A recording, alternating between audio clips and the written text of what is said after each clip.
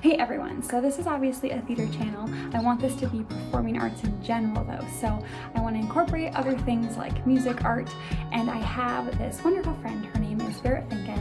She is a singer, songwriter, and she is working on an album that is to debut in October of this year, 2023. It's called Change with the Seasons. So here is my interview with her to talk about her music. Here we go.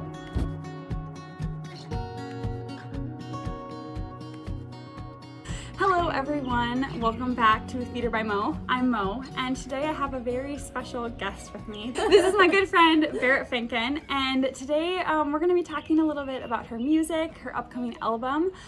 So hello Beret, how are you doing today? Good, how are you? I'm good. It's been a little bit of a morning, but we're hanging in there. Also, I should probably say you might hear some random noises in the background. We are on a play date right now. We both have 2 kids, so we'll just let that go and it'll make it just more fun. So anyway, Beret is working on an album. She's actually been working on this for a long time. Yeah, a long time. And we just kind of wanted to talk a little bit about it. She is hoping to get it all produced by this fall, so we're hoping that will all go good for her. I thought we'd just start a little bit by talking just kind of about how you got into music. Like, were you really a little kid? Was it something later in your life? When did you really first get your start in music? Yeah, so music has always been a part of my life. Both my parents are very musical. My dad, he writes music like I do. He actually builds instruments too. He's a luthier. So he builds like guitars, banjos, stuff like that, and does instrument repairs. And my mom is a songwriter also. She grew up with music and she plays guitar and flute. And oh, flute. Yeah. Very cool. Yeah, she used to play all the time when I was little, and she hasn't played in a long time, but she was always so good. Yeah, I've just, listened to music, and both my parents are singers, and so I've grown up with music. Yeah. Oh, okay. I think he's just going to sit here with us. He will also interview Beret. Yes. Okay, great. So you said both of your parents into music, write songs. Have you always been writing songs since you were a kid then, or is the writing song something that came into play a little bit more later on? Sort of. The first instrument I really got interested in was piano. And we had a piano at our house, and I would kind of just like start messing around and plunking around in keys, and I started piano lessons when I was 5.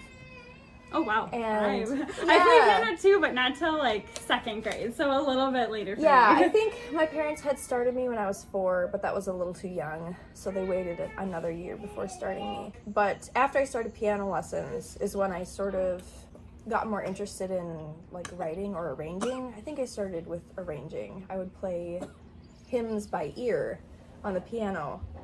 I always wish that I could do that by ear, but I think that's a tough thing to do. It is, but I think that's the way I learned the best, was listening by ear and playing that way. And so then it kind of evolved into composing from there, where I just would mess around on the piano and come up with my own melodies and chord progressions, and then in high school was when I started adding like words and lyrics to my songs. So that's kind of how composing started for me. Very cool. Yeah. I actually did do some composing more when I was younger. I always liked the idea of it, but I think it's hard to always like sit down and do something. Do you find that it comes to you pretty naturally? Do you find that like you go through spans of time where you haven't written for a while and then all of a sudden something sparks? Is it always kind of like an idea first and then you sit, or do you just kind of sit, start tooling around and you're like, oh, this will be cool? Yeah, it kind of depends. I'll definitely go through periods of time where I'll get like writer's block, and I don't really have anything that's necessarily inspiring me to write, or just if I haven't done it for a long time, it's kind of hard to get back into it. But then, like, if I want to write about something specific, like, for me, composition has always, composition and just playing, listening to music has always been about expressing my emotions and kind of trying to help me process things that are going on in my life. especially like in high school, you know, as a teenager, you're super dramatic about everything. And so, you know, I would play songs if I was like sad about my relationship, or I was going through, you know, like a fallout with a friend or something, and I would like write about those things. And so as an adult, life is not as dramatic, but Always. but there are definitely things that I've wanted to write about. Like, since becoming a mom, that's been kind of the focus of my composition now, just because I want to write about them and I want to write about motherhood. After my first son Matthew was born, I kind of took a pretty long break from music, or at least writing music. Pretty busy. And yeah, hard so to just busy. sit down and do it. I know. And so then, I think it was a couple years after that, and then I was pregnant with Milo, I kind of got back into it, and I wanted to start playing like around town and really start working on my album, because I had a lot of songs that I had written from years past that I just like wanted to get out into the world, but that I didn't have quite enough for an album yet, or enough of like the right kind of songs, I guess. Sure, because you wanted to mesh. both Right, of them, right. Yeah. And so I started trying to get back into writing, and one of the first songs I ended up writing was a song, like a lullaby for my kids. I love that one. That's Hero's Lullaby, right? Yes, So sweet. yes. It took forever for me to figure out like the right things I wanted to say in a song to my kids, because like, how do you put into words how much your kids mean to you, or like what you want them to remember about you? And one day I was just sitting in our living room, Matthew was playing, and I was messing around on my guitar and came up with like a chord progression and a melody, and then words kind of followed from there. And it just like happened quickly, I guess, because it felt right. It felt finally like it was the right thing. Yeah, it just organically came out. Yeah, and so I love how that song turned out, because it's exactly what I wanted to get across to them. I don't know. Yeah, it was right time, just you hadn't overthought it. It was just exactly what Yeah. you wanted to say. Okay, so Hero's Lullaby, that's going to be on your album, Yes. Among other songs. And you said you've been writing these for Yeah. like a decade, for Yes. a long time now. So you've been working on recording these. Okay, gotta get this. You've been working on recording these songs recently, right? Over just maybe the last like, month or two. Well, we started recording in March, I think. Okay, so it's been a little longer. Yeah. Yeah. And so, how far along are you with recording? We are at least over halfway done. We've got all of like the piano and guitar parts done, and then like half the cello parts, almost all of the lead vocals for the songs done, and then we still have to record most of the harmony parts and then a couple more cello parts. So we're about halfway. Getting close. Okay, so you Yeah. record like in a part at a time. You know, it's not like you just like sit there and play and it all goes into one. You have to kind of do all the Yeah, parts. And you're I kind wanted- of a one-woman show too, so Yes. it's like you need all the different parts and then you layer them together. Yeah, Yeah. that's how I wanted to record. Some There's- people there's different ways to do some it. people Okay. do record like their instrument and vocals at the same time, so it would be essentially like a performance if you recorded it that way. But the way I'm recording, just one part at a time, I think it gives you more control in the editing process, so you can edit like each individual thing if you need to. That's really nice. Yeah, it's a flexible way Yeah. to record. Could possibly provide more work depending. Yeah.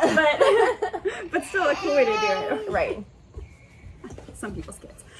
Anyway, so you right now have something called a Kickstarter going on. If you want to maybe explain that a little bit, if anyone doesn't quite know. Yeah, so Kickstarter is a crowdfunding platform where creators can put their projects up on Kickstarter and raise funds for whatever they're trying to, like whatever project they're trying to create. Right now I have a project up on Kickstarter for my album, and we're about halfway through the Kickstarter right now. It runs for 30 days. I'm just trying to raise money for producing like my CDs, for online distribution of my music when it's done. So that means it'll be up on like Spotify or whatever other streaming platforms you listen to. And I'm trying to raise a little bit of money for like some merchandise, because I've never done merch before, and that seems to be a pretty like popular People thing love with merch. musicians. Exactly. So like some t-shirts, stickers, a few posters that I made with the lyrics to one of my songs. And then I also would like to produce some songbooks with like all of the sheet music for the songs on the For album. the entire album? Yep, so it would be like the piano arrangements, guitar chords, melodies, and lyrics for all the songs on the album. Fun. Yeah, so I think, I don't know, it'd be really exciting if I could get fully funded and be able to like make all this stuff. Yes, and I will make sure I link her Kickstarter down in my description, so make sure you check that out. Is there a way too that people can just like check out little bits of the music that on your Kickstarter? Yep, I've got all that stuff on the Kickstarter. There's like a demo reel. It's got snippets of every song on the album, just kind of like where they're at in the process right now, so at least even if they're not finished, you can get an idea of what each song will sound like. And then go into depth with like all of like the cost breakdowns. There's pictures, renderings of like all the merchandise, or at least what it's supposed to look like when it's all done, because I don't actually have any of it right now because I need money for it. Yes. Right. So, but it's a very detailed project, and like if you need to know info, it's all on Kickstarter. Very cool. And this is all or nothing. So if you decide you want to back Beret, if it doesn't end up happening, you're still going to have that money, but she needs the money in order to actually create this album, and it can be anything.